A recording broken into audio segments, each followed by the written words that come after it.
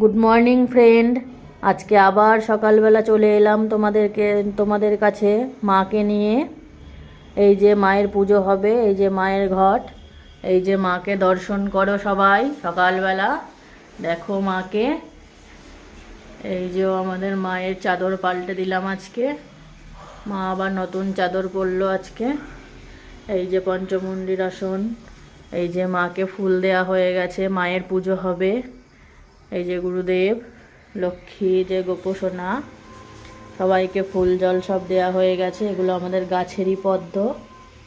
মায়ের ভোগ নিবেদনও হয়ে গেছে। মাকে দেখো তোমরা। এই যে মা, তোমাদের মনে হতে পারে যে মা দুটো কেন, তো এই কথাটা তোমাদেরকে আমি অন্য ব্লগে বলবো, আজকে আর বলছি না। আমাদের মায়ের দুটো মূর্তি, তোমরা দেখো সেটা।